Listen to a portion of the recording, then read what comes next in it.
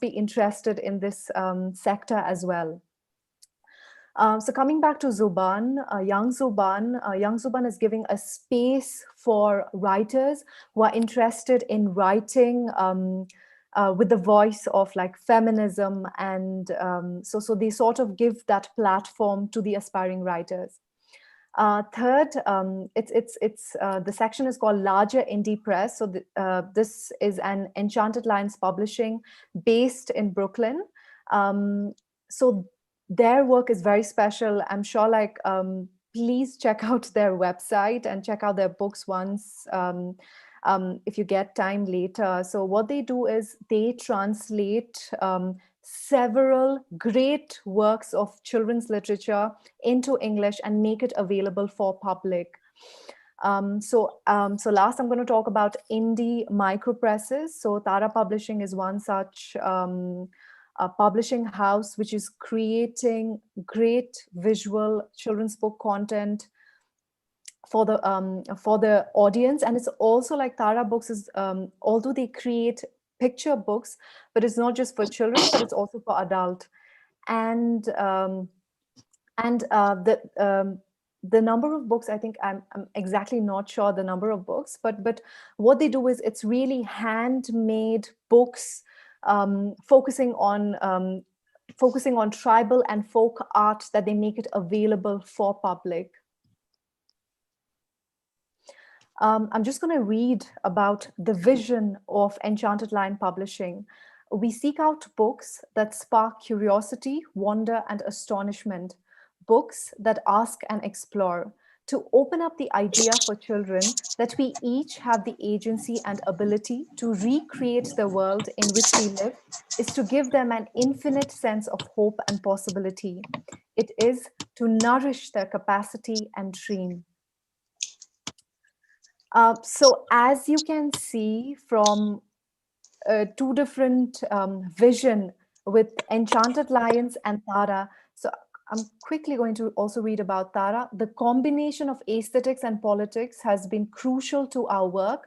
Politics in the sense of power relation of anything we deal with, who's telling the story, their background, and their names.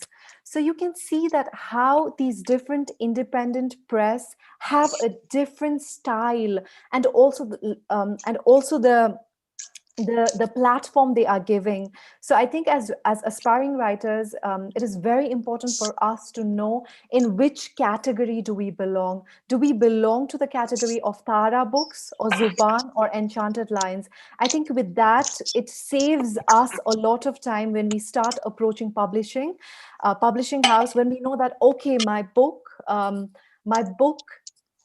that I will have the chance to be published if I put it forward to Tara, because it has this tribal, this folk art form, and it's more artistic. So I think it's important for aspiring writers to think about that.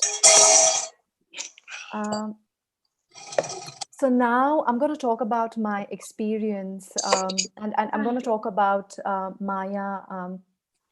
My book Maya. So all of my 3 books are published by Education Publishing House. It's a small independent publishing house based in Kathmandu, Nepal. So it was in back then I used to live in Kathmandu, and yeah, I'm going to more talk about it. So the process of publishing my children's book.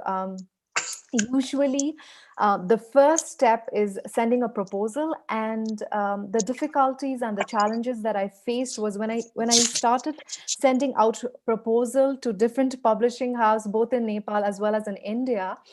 I did not hear any replies back, and I realized that, okay, I'm dealing with children's book, and visual is a part of that is, it's a major part of my book. So I thought, okay, why don't I collaborate with an artist, and we create the book together, and we submit the first draft of that book, because it made more sense, and I think it was more smarter to go with that journey. So for me, the first step, it started with submitting the first draft of the children's book and the storyboard to the publishing house. And Education Publishing House in Kathmandu, they wrote back and they thought they are interested Hi. um, to have an interview with me, and and I visited them, and this was the process that we followed when we developed our final script. So the second step was revisiting the storyboard and text with the editors, editing and proofreading, working closely with the translators, contract, book design and technical editing, promotion and advertisement, print and delivery. So these are the steps that we followed. So I'm going to talk about contract. I think this is very important for young writers हाँ जी. to get a view about नहीं this. है. So in this contract, what I realized was I, as a writer, I had to sign two contracts. First is a contract that I signed पर with the. दाल चावल होगा. I think it is so important to also में know नहीं the है fact roti that सब्जी वगैरह. when you are working on a children's book, you are the writer and you have the artist. So there's like two people coming together and creating this book. So how I proceeded was like I provided the payment for the artist, and then I said it was a big gamble, definitely, but it was like we the royalty later on would be charged, like I will get the royalty and not the artist, because the artist is already paid. So this was important for me to make it clarify like who's getting what. I think this is very, very important part of this. And book design and technical editing, and I think the second part of the contract is obviously you sign with the publication house. And what I realized was in this process, I mean, I was dealing with a very small independent publishing house, and it was a very collaborative process. It was not that I was pushed in the darkness and I did not know what was happening. I got the possibility of also seeing the book come alive, and this was very, very interesting for me. And also like working very closely with the translators. My mother language is Nepali, and I worked very closely with the translator when we were translating my book into Nepali. So this was provided. I mean, this was possible because of the publishing house, that they gave me this freedom to be able to also work closely with the translators. And So promotion and advertisement, I think this was something that we planned. We have like two stages, either to go ahead with promotion and advertisement before the publishing and as well as after.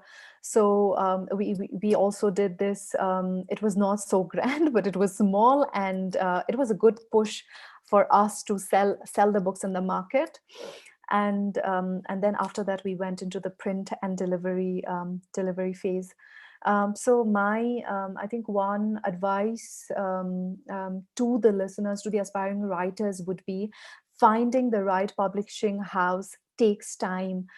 Don't give up, but it takes time, and it is possible to figure out and to be successful in finding your publishing house that where both of you, like where the value resonates with each other, where you guys are both on the same page. I think it is important to find that publishing house, and it takes time, and it is possible.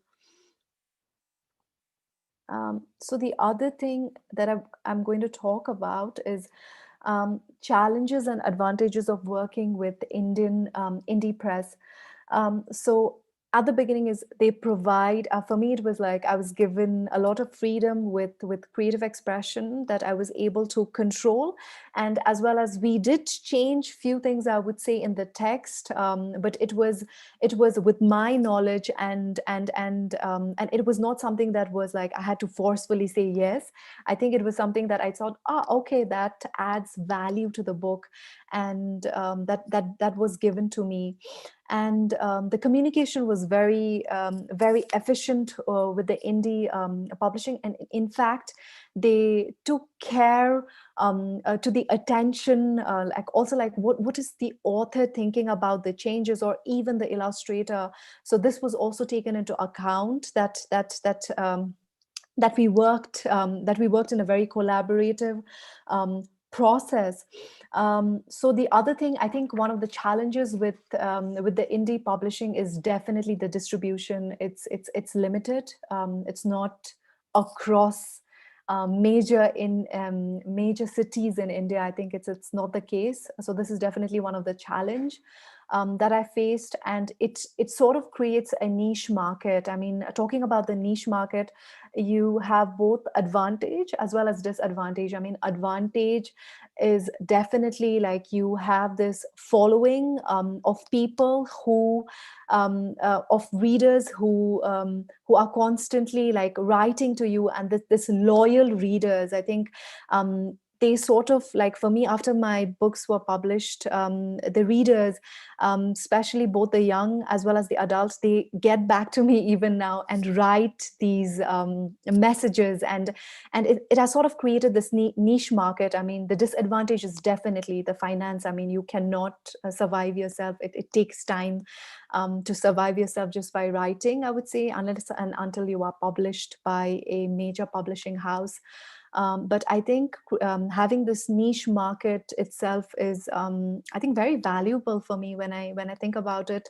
It's not just about the finance. Definitely, it plays a big part. But I think having this valuable community who writes back to you and who appreciates your work, I think this has been able to, that this was achieved by this independent publishing house, I would say. And experimentation in design, content, and production.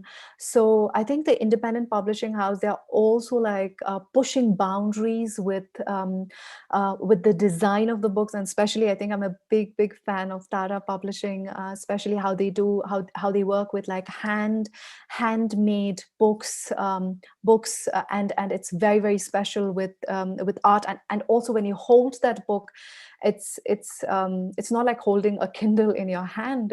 It's this work of art that you hold it in your hand, and I think, and it has been created by indigenous like artists, and that sort of value. I think they sort of try to create and push boundaries with the production and the design of the books. So like I said before, the indie press and also the publication that I worked with, we worked together, we worked in collaboration, and it was, I think, a very healthy environment to come together and work. It was, I think this was important. This was important for me, and yes, I think it was also like, and I'm glad that we had this this sort of this sort of communication to be able to come up with the book. Talking about the duration, I think it's also important to mention the duration of the book. So when I write, and also when the illustrator is working with me, so together, when we take usually 1 year to 1.5 years to complete a book, and when we submit it to the publication, it usually takes 3 to 4 months until the book is ready. So it takes time, and I think one aspect that I would like to suggest to the listeners is, when I started sending out my my application, my draft to different publishing, I think in the website, it was also confidential that when you apply to one publishing, you're not allowed to apply to other publishing house. So and it takes time. Like usually the traditional, the big publishing house, they say 6 months, and it's a long time to wait for 6 months. So that is why it's important to keep in mind that you select the publishing house where your objective of your writing, where your voice of the writer, it matches with the objectives of the publishing house, so that you don't waste your time waiting for 6 months, and when nothing is happening, it's dramatic. So I think it would be good for you all to choose the right publishing, and keep pushing yourself, and keep trying, and I'm sure the doors will open.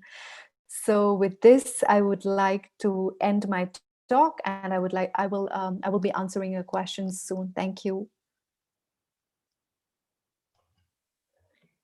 Thank you so much. Thank you so much, Pranita, for that extremely insightful discussion on indie publishing and what are the advantages and disadvantages, and also for giving us this insight into what novice writers like us should look out for and what we should do really to, to that will help us get published. So, moving on from this, we will let's have Kavita ma'am talk to us about her experience with larger publishing houses. Over to you.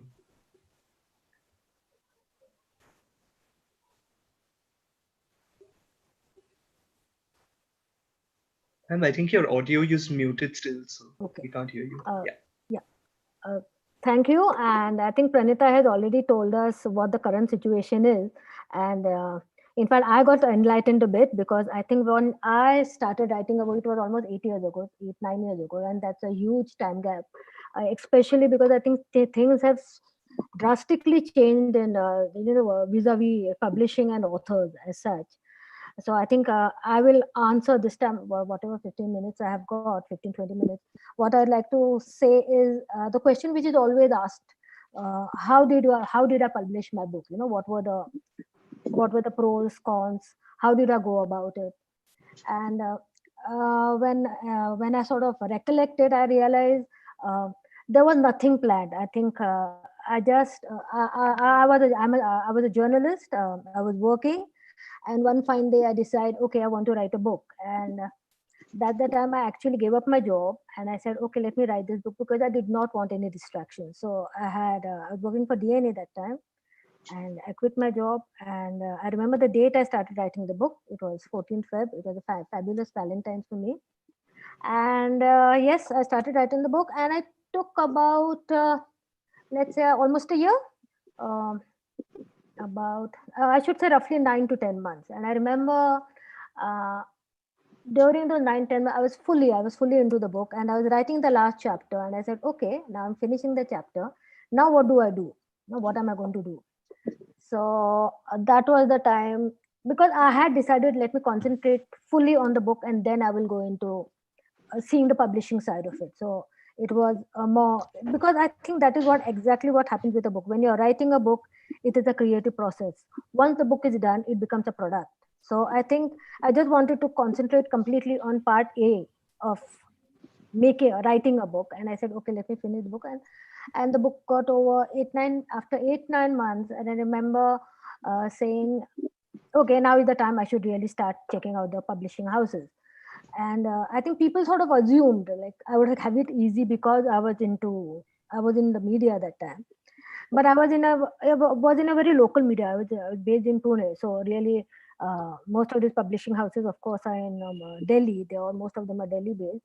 And I said, okay, fine. I just checked up with other authors I knew, other journalists turned authors, and they said no, the most of them, and just write to them. So I said, okay, let me just follow what they said, and I said, okay.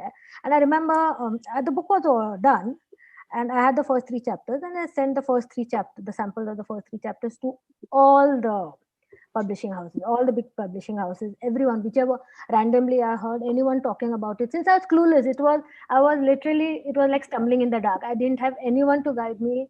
That it's very ironical. Being in the media, I didn't know anything, and except then I decided to do publishing as an assignment. I said, let me just go, let me check out all which are the publishing houses, major publishing houses in the country, and I think sort of singled out about 10 to 12 of them, and I sent it to all of them.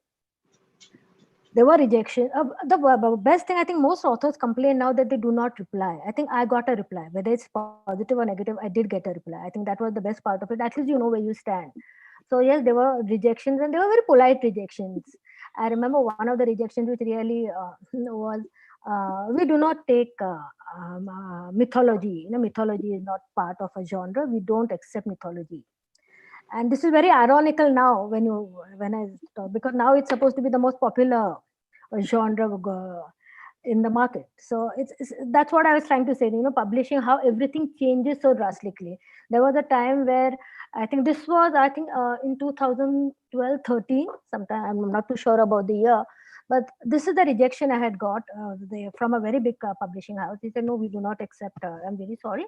Uh, then there was one which we got from another publishing house was.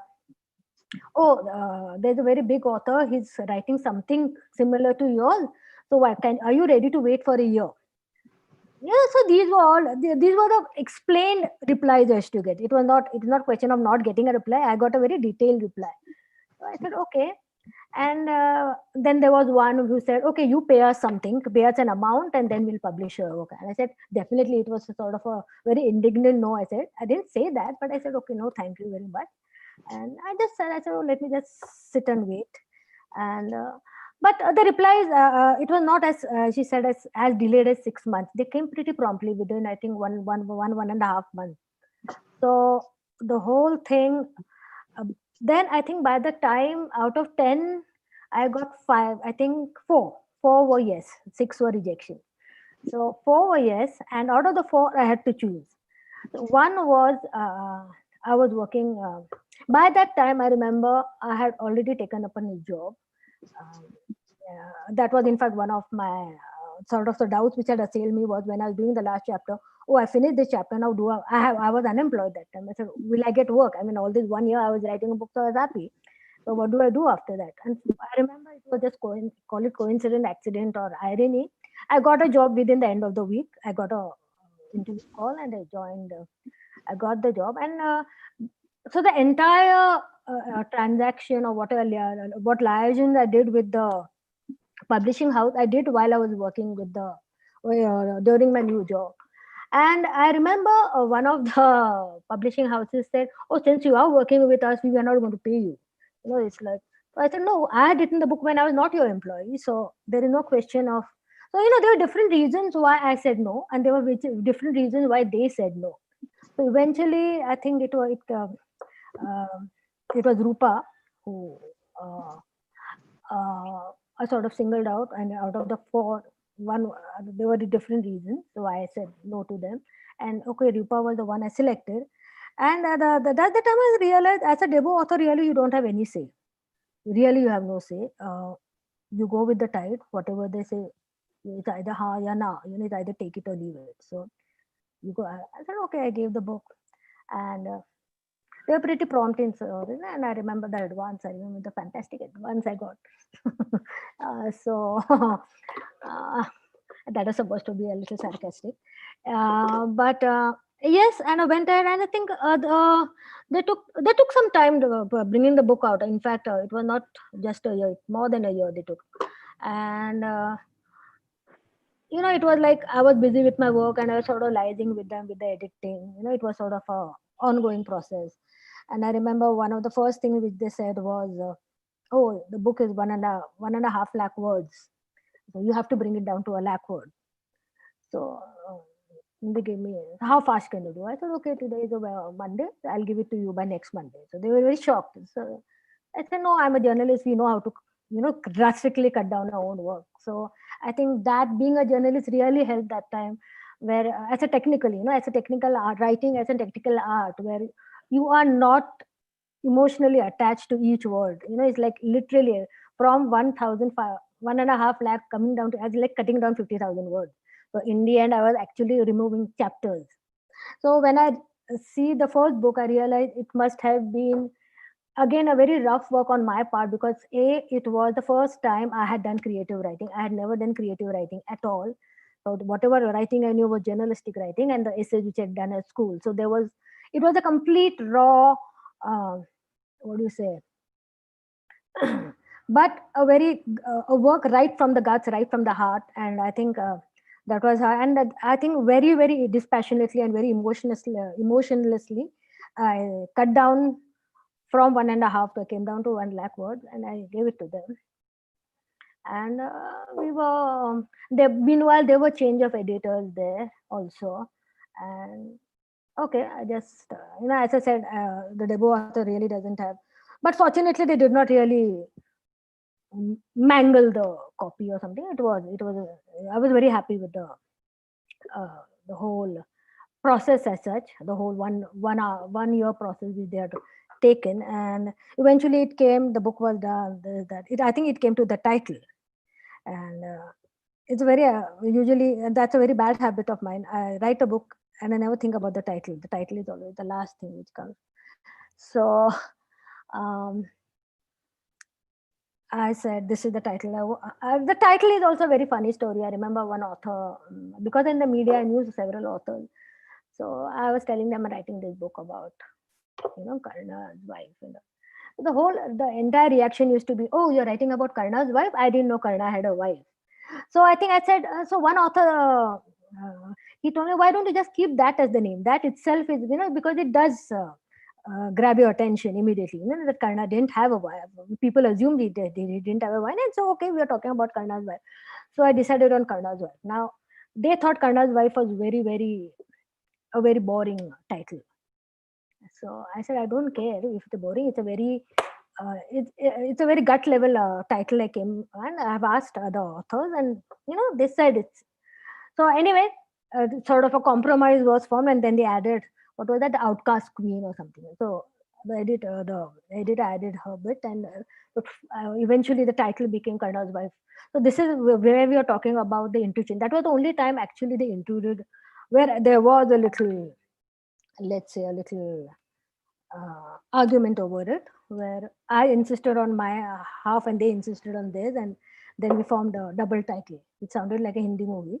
You know, usually Hindi movies have that little add-ons. So that's how I was the. So then the book cover. The book cover. So I think they had already decided that was how they go about it.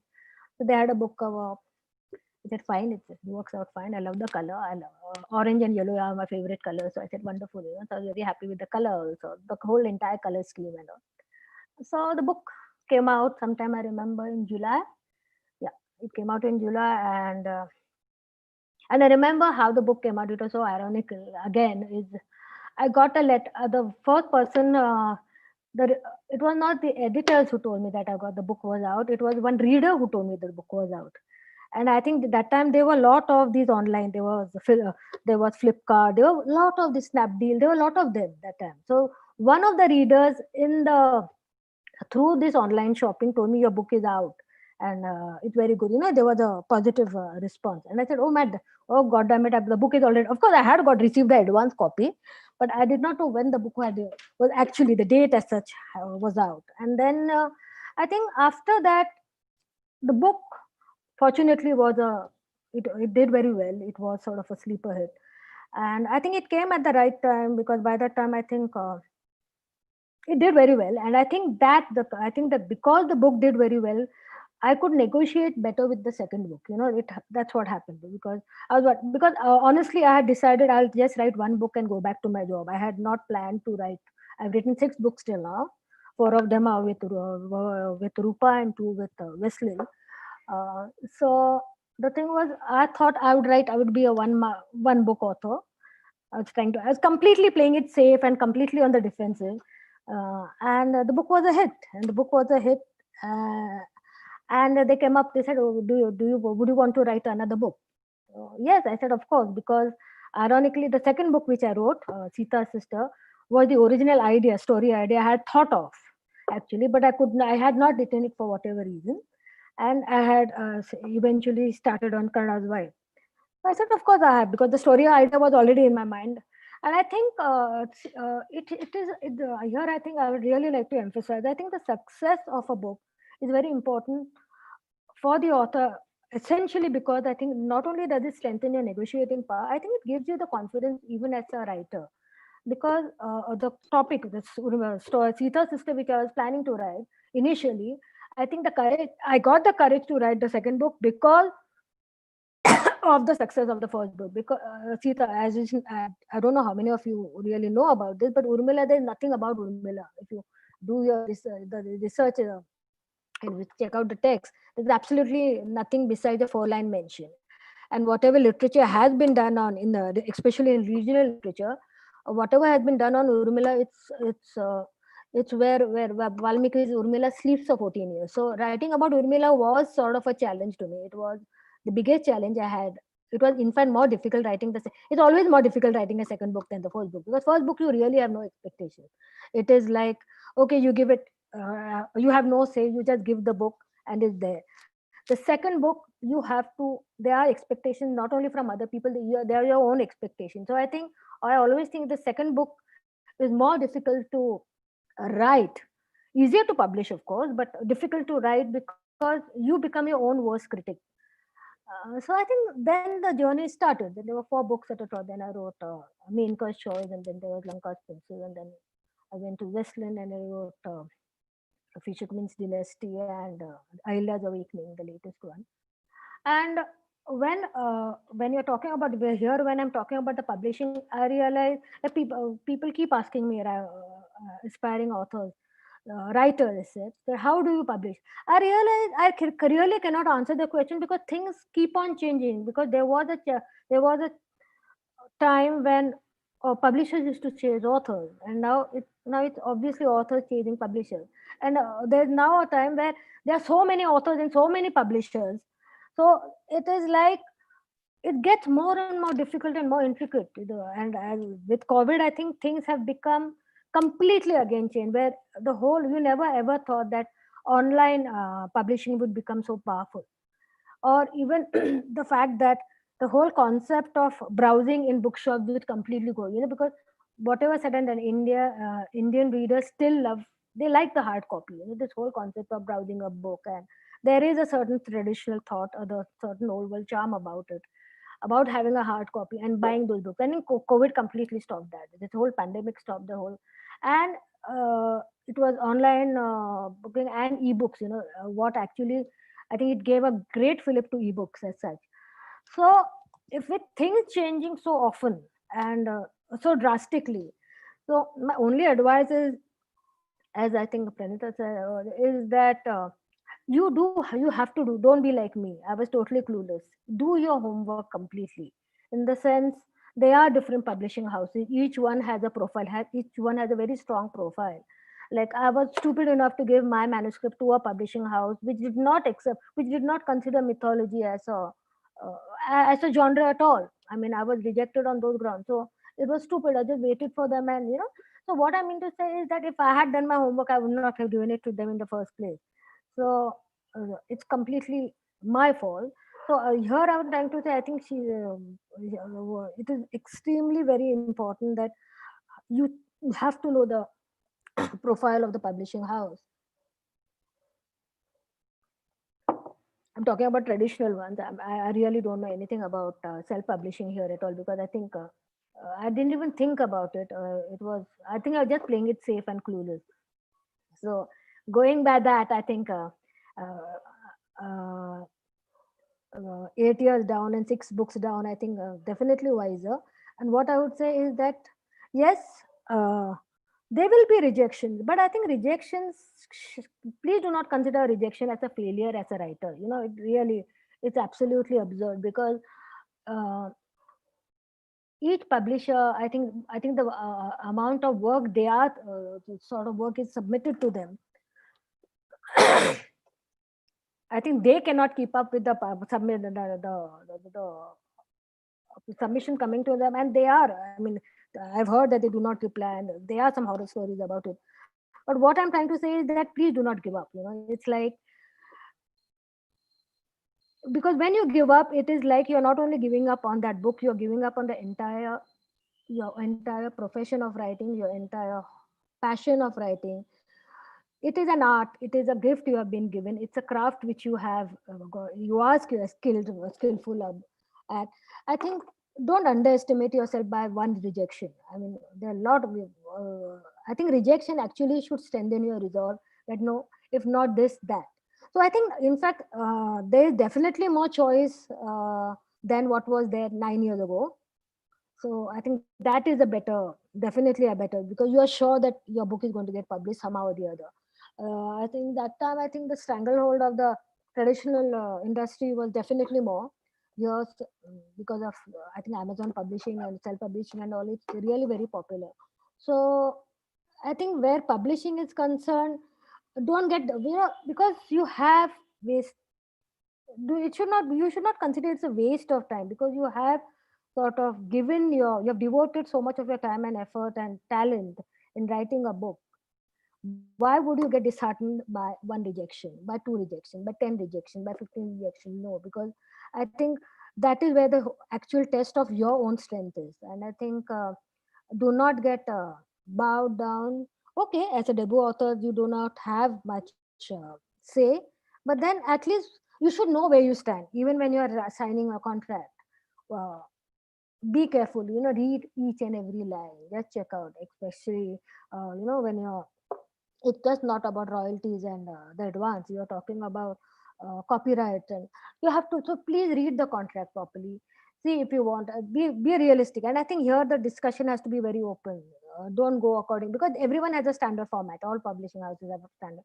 Don't go there, don't skim through it, just go through it carefully. There are certain loopholes which you might realize later. And then and when you're signing, take your time. Please don't be in a hurry to sign it, because check up with other, check out different, if you know any authors, check out their contracts. And then people are quite willing to show their contracts, so just check out where you can improve on. It's not just, as I said, it's just not royalty and advances. So here I think self-publishing really helps, because the royalty, there's no question, because the percentage is definitely more. So these small nuances, because then afterwards, once the contract is done, then you cannot, you difficult getting out of it. You will hate to feel trapped within that. So I think it's best, when you're signing the contract, be very very careful. And then of course, then the whole editing process, which again I think is very very, it has to be a symbiotic relationship. The editor, the writer and the editor, it has to be a very strong close relationship where one understands the other. Because fights and fiction really don't help. And I think I was very fortunate that way. Through all my 6 books, I think I had fabulous editors. So they're not the same, but yes, last 2 books it was the same. But I think for Westland I had the same editor. But I think it's very very important you have a good relationship with the editor, because she is the one who is going to sort of she or he is going to the one who is going to actually um, what do you say, not only shepherd your book. It is the whole, she, the nuances, the moods, everything about the author. I think the editor has to, it's a very complicated, very complex, but a very close relationship with the editor. And I think uh, it is very important, because I think that it's very extremely responsible for who the editor is. I think it shows eventually. And then of course, once the book is out, then the whole different scale of marketing and distributing. Now when you're talking about distributors, I remember why I selected Rupa. I decided to go to the booksellers, bookshops of the city. And I said, I checked out whoever were my publishers were, who had said yes.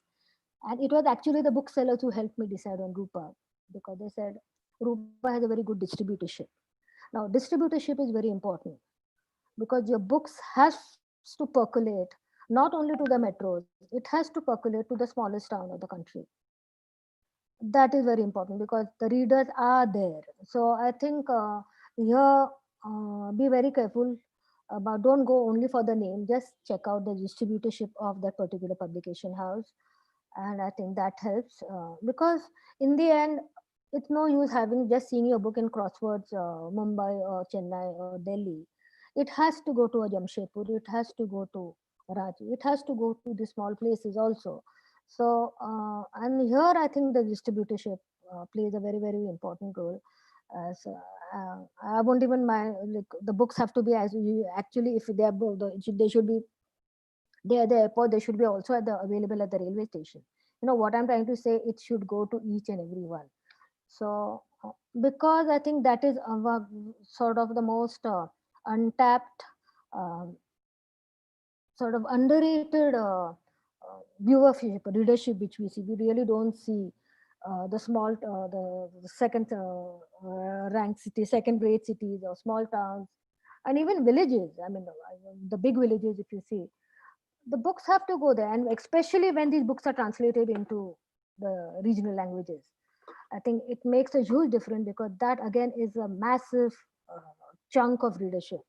So if your books are going to be translated into any regional language, again you have to be very careful about who is going to do it, because many times the one who has originally done it, they might not handle the regional translation. There is another, that's another story. Regional translation is a different story altogether. But what I'm trying to say is that do not, we have a very urban outlook. We just see what is happening in Delhi, Bombay, Calcutta, Chennai, and we sort of on Bangalore. We don't really see what is happening, and I think most of the readers are not in the metros. They are there in different parts of the country. So eventually, I think what all I can say is that don't make the mistake which I did. Be a little more careful. Be definitely be more discerning. Okay, you don't have any choice, but and most importantly, don't stop writing. I think this whole thing about, if you have finished the book is not getting, start another. Please do not stop. Don't stagnate with that one book and keep holding it. Start with another book, because sometime or the other it's going to happen. It is going to be published. That conviction has to be there, and it will happen. Why will it not happen? Your book is not that bad, please. And words come to us, you can sort of, it gives you, if it is not published even 5 years down, you see that book, and you might sort of remold it, remake it, and make, you might come out with a better, a more mature version of what you had originally written. So what I'm trying to say, don't give up anyway. And if you are there, if you are going to start another one, please start the second book, or second, second work of yours, because don't get disheartened by the first no, or the 10th no, or the 15th no, or the 50th no. I think what is most important here is that they should not kill your passion. I think that is very, very important. No one should, whether it's criticism, whether it's the publishing scene, whether it's the marketing, nothing should really kill the writer's spirit. I think that is very important. I think that's all we can say. And yes, please do not repeat my mistakes. Thank you. Thank you so much for that very, very encouraging uh, talk. Like, it's really heartening to It hear a wasn't senior really a writer talk. such as you. Actually, I was telling something which most of my readers always ask me, and I feel very sad to tell them, Right. okay, I cannot explain, because, and then they Mhm. tell me things which, things. Generally, I also realize things have changed, really, really changed for the worse, and I really can't help them out, and I do feel sad in the. Okay, there were, fortunately, there were some authors who helped me. There were some people who did help me, but I realize I cannot help them because I do not know myself. So I think what I'm trying to say is that it's a different world now. It's definitely a more global world, where online has become very definitely more powerful, as you say. So I think I have to make the most of it. Yes, it was extremely encouraging and heartening to hear that, and how we should keep writing even if we face rejection. And I think one of the most insightful and interesting things that you said was how you went about reducing the size of your first novel. I think as writers, we are very attached to the Yeah. things we write, and how that entire process of revision might, I mean, it could be very painful, but in Yeah, your could case, be. it wasn't. And I think could be yeah. the best part of my word. I might have lost them, but then I said I didn't even see that, because I think that again, as I said, it happened because I was a journalist. I learned to you have to be a little Mhm. dispassionate about your writing, and it gave me that. I think yes, I think that really helped me, and then I realized that, that's what, even as a later author, later writer in my books, I decided how I have to sort of keep the importance of a word count, Mhm. because you do Right. get carried away.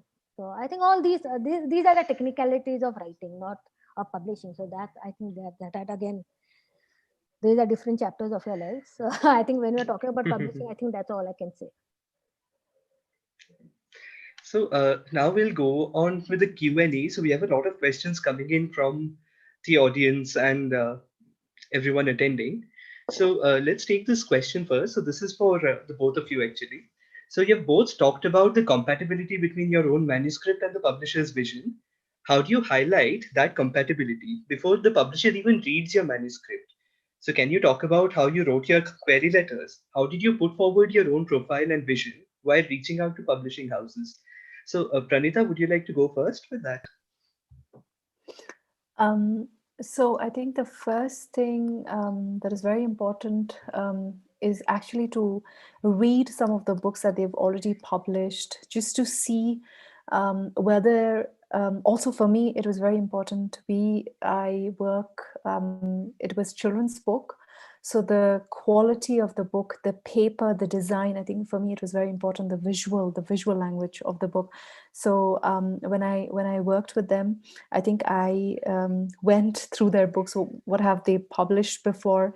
And this was important. And then I thought, okay, this could be the publishing house that will be able to put out my work out there, and that I will be happy. I just do not want it to be a very cheap paper books. Sometimes you find it out in the market. I think that would be terrible, because we have invested so much of time into that book. So this was for me very important when I selected, and also to see the content. Okay, like how, like, are they experimenting with content? Is it the same stories that's coming up with the children's book, or are they doing something new? Are they also tackling social issues with children book? For me, this was also important, because my books have that social issues.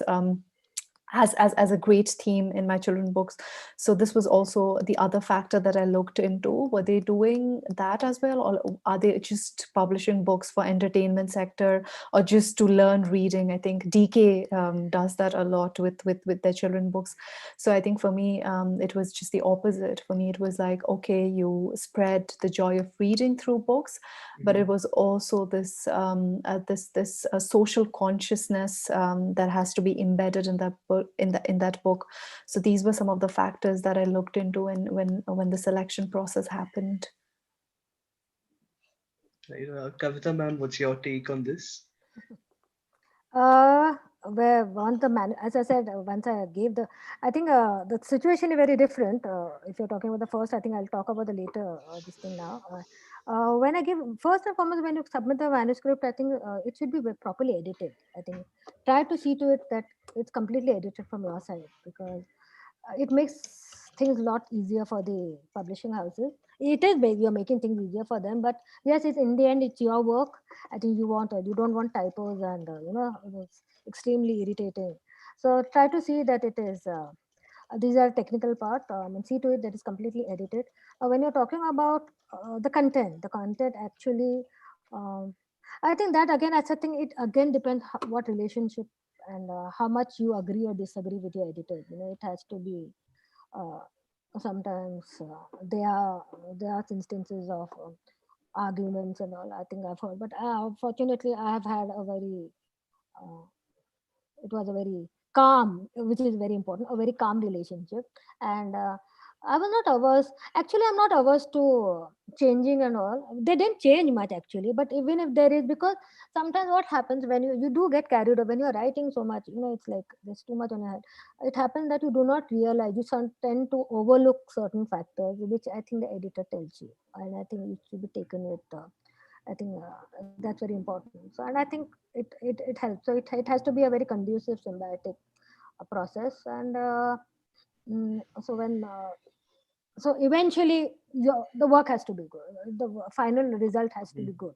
You have to be satisfied with it, and you can go on. You can go on and on till you are happy with it. I think that's very important, because once it goes to print, then you cannot do anything about it. So the manuscript, till you have the draft, which you to work on your draft, and once you give it to them, see to it it comes out the way you want it. That is very important, because that is the soul of what you have written. It cannot get corrupted, or it cannot get distorted. And I think that again, so you have to be happy. It's like when you're happy, it's the sense of fulfillment you get when you finish a book. It is also has to be that same sense of fulfillment and happiness has to be there when you read the hard copy of the book. When you see the book in your hand and say, okay, this is exactly how I imagined it to be. It's lovely. So, we have another question from the audience. So, are authors required to approach literary agents if they want to get published by big houses? Also, what would be the average ratio of debut titles getting accepted by the big houses? So, I think this is a question which I think the part B should be answered by the publishing house. I really would not know that. The first part, I don't have an agent again. Really, okay. but yes, I've heard. I'm just telling you things which I just keep hearing. There are certain publishing houses we don't, you cannot even approach them without an agent. So I guess agents are very important now. So, and it is better because instead of being clueless and sort of floundering, it's better to, yes, give but again do your homework about the agent. That is again very Hmm. important. So I guess yes, I would recommend an agent, though I don't have one. But because I think many times these are all trial and error. I did mine by trial and error. It was there's no need to do. No need to go about it at all. Because you are wasting a lot of time. That's very Hmm. important. So I had all the time in the time in my world because I think I started very late. So I guess seriously because I started late. It was a whole attitude which I had. I said, okay, I'm going to just write one book and sit back. So I think all this, there's a certain I am a very lazy person also. So I think this all reflected in my the way I went about it. But I think for a for an intelligent writer, I think all this are part of writing a book. Publishing, going to an agent. You have to know about everything. So I think it's best to contact a good agent, and yes, he will do. The headaches will go. Yes, definitely they will.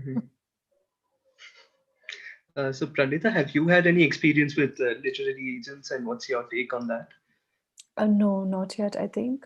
For me, it was we were targeting small publications, and I think the Okay. idea would definitely be, I think once you are at a level with your books that, okay, now maybe you find a big publishing house, then definitely. But I think at the moment, we are happy also with the distribution of the smaller publishing house. Hmm. It is not reaching to smaller places, but I think we are able to reach our niche market, and this is definitely good. But maybe in few years down the line, we will look into I will look into the different bigger publishing scene out there. This is also Hmm. for me very insightful to hear from Kavita ma'am about going through an agent. And yes, I'm also looking Yeah. forward So to that look into that aspect as well.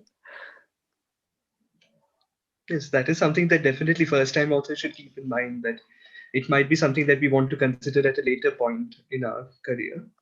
So, one another question that we have is: do you try more to be original, or do you deliver what readers want? Okay, yeah. Okay. So either one, please Okay. go. No, definitely not. You have to be original because uh, because I don't know. At least I'm completely talking about my perspective. Yes, because if you are original, I think that's how you.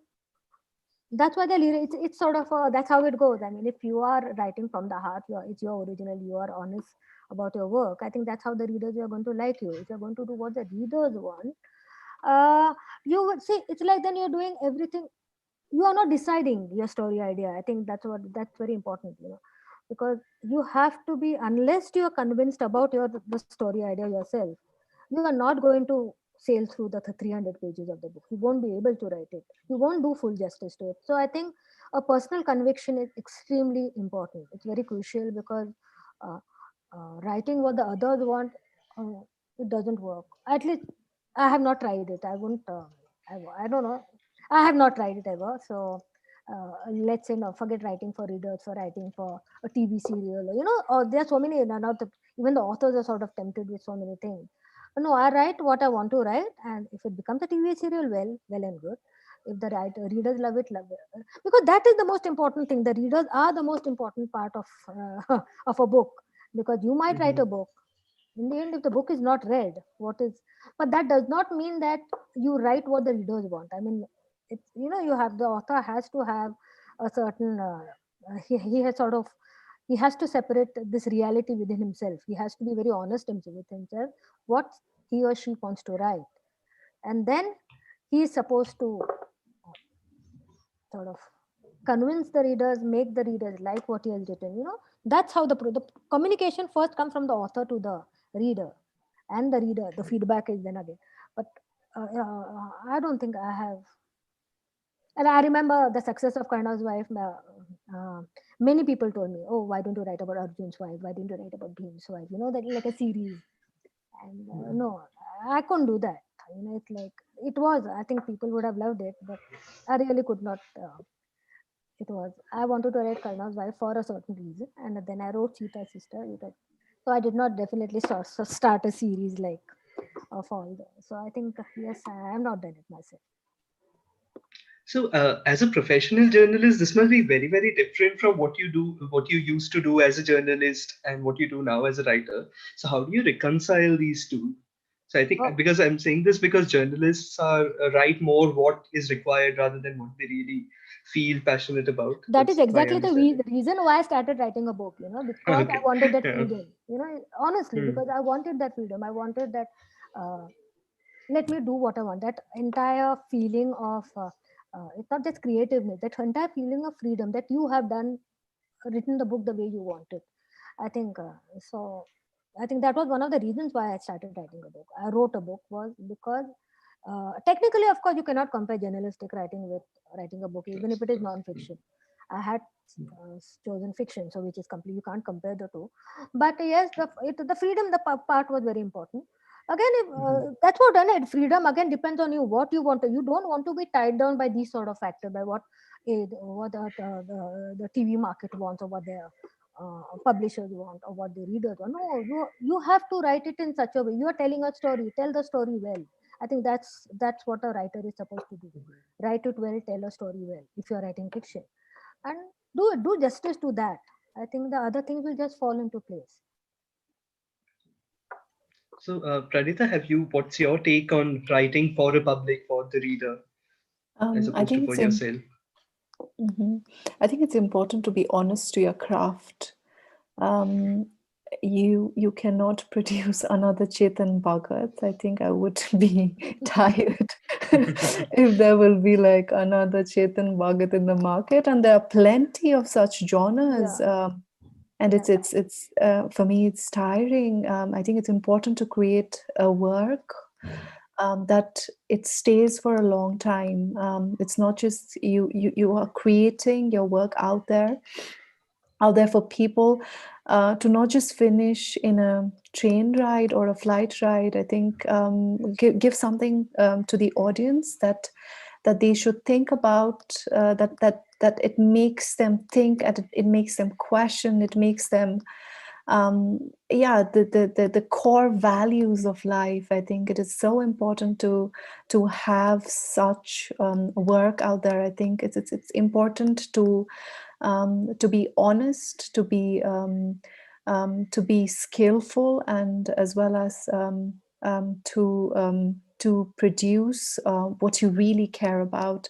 I think this is important, and it resonates with the audience if you do that. I think the other forms of art, the entertainment art, it's there, but yeah, you don't know what's happening. You read, and few days later you are like, wow, like, yeah, the reaction is, it's completely different than when you read like a good book, Arundhati Roy, or yeah, it's completely different, different genre, and you know, like, okay, the craft that it goes into, what went into writing of God of Small Things, or the Pursuit, the other book of Arundhati Roy, and you really know, like, Ministry. how, yes, the Ministry of Utmost Happiness, where like every sentence is so well constructed, and you read the first sentence of Chetan Bhagat, and you know where.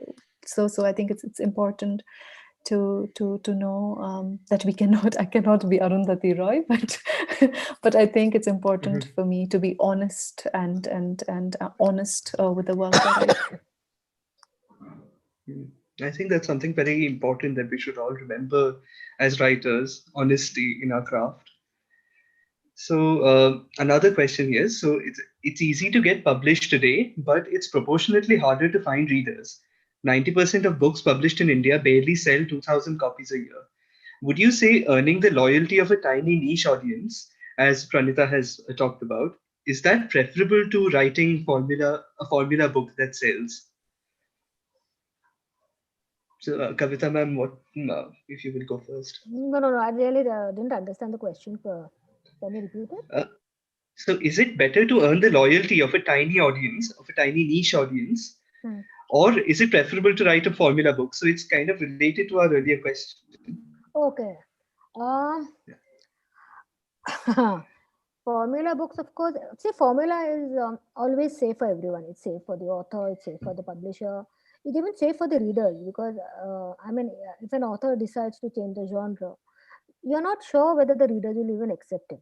I'm trying to um, mm, I'm trying to see it in a completely the reader's point of view as well as I'm trying to see it in that perspective.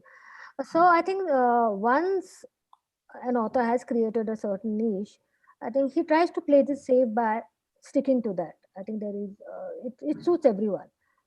But of course, there are I mean, so here I think again it comes back to your first question.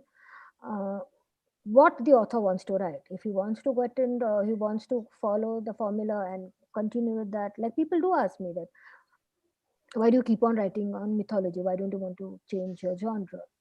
Personally, I would love to write a thriller because I love reading thrillers. But I don't think I'm still up to it because I don't know. I'm really really happy with mythology because the way I see mythology, I think that it gives me really give me a complete freedom to sort of use those old stories with a certain contemporary sensibility. So it's the perfect canvas for me. So right now I'm very happy. Can't say I will never say never. I can't say I might write a thriller. Mhm, Let's see. I might. That's why it depends a lot on what the author wants to write. I think that's the mood. I mean, what eventually the author sits and because I think ideating is the most difficult part about writing a book. What you're going to write on. It's not only supposed to keep you, the readers, if it comes out, it's not only going to keep the readers mesmerized, it has to mesmerize the writer himself. As I said, he has mhm, to write the 300 pages. The so it's completely what the reader author thinks is right for him. But then if you say formulaic, right, I really don't know because you can say got into the this thing of formula writing. I'm writing about marginalized women. All my 6 books are about marginalized women. So yes, I have also it has become a formula now. So I am still continuing with it. So I don't know when I will break it. When I decide to, let's say, even take up a historical fiction because I still believe mythology gives me more freedom than historical fiction. So I think again it depends completely on the mood and mind of the author. mhm. I think we'll all look forward to your thriller when you do decide to write it. So Oh, that will be something oh to look God, it's forward like to. no. I tell you why I really don't want to write a thriller because I remember when we used to in school when I used to read Agatha Christie, and Uh, my only I think my only aim was to take out the flaws in the book. You know, to take out the loopholes, which is where has she slipped? Imagine if I had such a reader, that oh my God, he's finding so many mistakes in the book. No, I'm petrified of such a reader. So I wish to actually me and my friend wish to actually write to the publisher. I think this was there, and then they used to say, okay, it's gone. A flaw in the plot. So, and especially in thriller and all, or a who done it's extremely difficult. I mean, the smallest detail is so important, which can be, I mean, I think it's one of the most demanding of all the genres. If you see thriller, mhm, we think it is light reading, but it's very difficult writing, I guess. So mhm. let's hope one day I do write.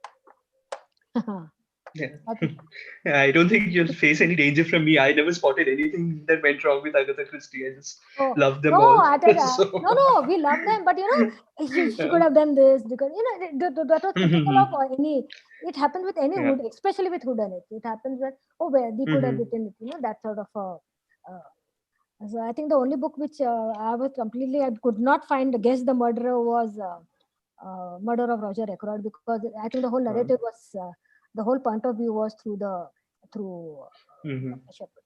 So I think that's the reason why we got totally foxed. But yes, I mean, if we have such devilish readers, then I think I don't want. It's very scary. Yeah. Okay, so I think we have more time for just one last question. So just a minute. So do authors no, sorry, just a second. I lost the question that I had marked out. Okay. So in the context of traditional publishing, can one be published without money or credentials? I mean, can a college student get published only on the basis of their book? So, Pranita, what's your take on this Um, first? Will I think it depends upon your book, and I'm sure it's not a publishing house will never say that if you're a student you will not be Yes. published. I think it's very clear. Depends upon your work, and if you have like a very good concept note proposal, or if you already have a draft, I think you should go ahead and submit it. There's absolutely you should not worry about money here. I think you should just go out and try, and repeating. I think just what I said before. Just look out for a publication and see the objectives. I think this is very important to know that, okay, this is a publication that I want to go ahead with. I think so. This is important, but yeah, just go and submit. But important Mhm. that you should be comfortable with the work that you are submitting. Be prepared with your script. I mean, it's important at least a first draft or few chapters or a concept note. I think this has to be like, maybe find someone, your friend who's good at editing, get like at least make sure that you don't have any mistakes when you are submitting even a concept note or a proposal, that it should have a certain sense of professionalism in that writing. So I think make sure that you do that, but there's nothing to stop you, and go ahead and try your luck out there. That's lovely to hear. Yeah. Kavita ma'am. Yeah, I think I completely agree with Pranita. It's totally true. I think age and experience really doesn't matter. It's the content which matters, and as long as you do it with complete professionalism and it's honest. And I think, of course, I think in a college student, of course, he will become an author. Why would he not become a Hmm. published, well acclaimed paper? I think if the publishers like the book, they'll pick it up because that's what they want. They want variety. See, if actually a publisher would say it in a better way, they want variety. They also do not, after a point, how often can you go formulaic? It's like, as I Hmm. said earlier, when I went to a publisher, my mythology was not a very popular genre. It had become 5 years down. It did become a popular genre. So you don't know how things change. If they like the book, they will pick it up. So I think that's not. And if it's an excellent piece of work, why will not? Nothing. So you can't beat you can't underrate quality. I mean, if quality is there, definitely it will be. So, yeah. So that was absolutely a lovely and very insightful session on publishing and the very different experience you both have had with publishing and independent publishers versus more major publishing houses. So I think with that we can take away quite a few points for our audience. So some of the audience are asking what. So then the final questions: what are publishers looking for? So I think what we can draw from what both the speakers have told us is that first, quality is always important. That you should focus on quality and deliver the best work possible. And publishers also look for variety and originality. So try to aim for that. And personal conviction is very important in this. And you should really believe in the work that you're submitting to a publishing house. And other than that, I think we also have quite a few tips in how to go about the actual publication process. So, I think what both our speakers have emphasized is that we should really focus on finding out about the publishing house. That we should learn up what they publish, how our writing really corresponds with their list, and how we can really use what they have already published as a background to showcase our own work. And for this, we would have to study the publisher profile. And here, I think one of the most important things for us, for all writers to remember, is to not take any rejection to heart, to keep writing, because that is the basis for writing a book, that you write because you want that book to be exist. So to keep writing, to take any rejection to heart, and just really go for it. I think that's a very encouraging and very heartening message that comes from the entire discussion that we have had. So now I'd like both our speakers to make their concluding remarks. Anything that you'd like to add and conclude with. So would Pranita, would you like to go first? I think thank you to Paper Truth team for this invitation. I think I had a wonderful time sharing about my experience and also meeting Kavita ma'am. I think it was really, really great to listen to her, and I had a great time. So I hope the listeners will the listeners will be able to take few learning from me, and yes, I had a really great time. So thank you for joining us today, and yes, so thank you. Kavita ma'am? Thank you, Pranita. I think it was really a lovely meeting all of you, and the whole. I think the most important part was that this gave me a platform to actually talk about what I really wanted to talk about for a very long time. I was wondering, in fact, initially when when we approached me, I was very skeptical because I was not sure what I would be able to say, and then I realized, yes, because this is the most common question asked by most readers who are aspiring writers, and this whole sense of dread, this anxiety which they face, I think, which is so sort of blown up because I think all they need is a certain assurance, a certain reassurance, which I hope I've been able to help them. And thank you again, all of you. And it was definitely, certainly a lovely evening. And yes, happy reading, happy writing. And yes, never give up, never say never, never say never. Thank you so much for that. So I think both the speakers have emphasized the need for editing and for really making sure that the work is at the top-notch level. So this resonates with me very much actually, because at Paper Two, that is what we offer. So we offer an entire suite of pre-publishing services. So we can help you create the most perfect book possible with editing and proofreading. We design a cover for you, we can typeset your book for you, and even get an ISBN and book reviews and all the material that you would require. So basically, we can help you bring your book into the world. So for this, you can please check us out on social media. We are on Instagram, Facebook, Twitter, and also on LinkedIn. And we also have a resource center for all writers. So we talk about the writing process and the publishing process and everything that goes into that. So you might find some valuable content there. So now I know So thank so I know whom to direct, where and whom to direct all the questions to now. yes, of course. Thank you so thank you. And yes, so I'd also like to thank Chetna, who's controlling all of this in the background, and the entire Paper Two team who has come up with this entire session and the entire webinar. So thanks a lot for that. And of course, our lovely audience who has attended and asked such insightful and interesting questions. And of course, our panelists. So thanks a lot for being here with us and sharing your insights and ideas. It was really lovely to host you. Thank you. Thank you.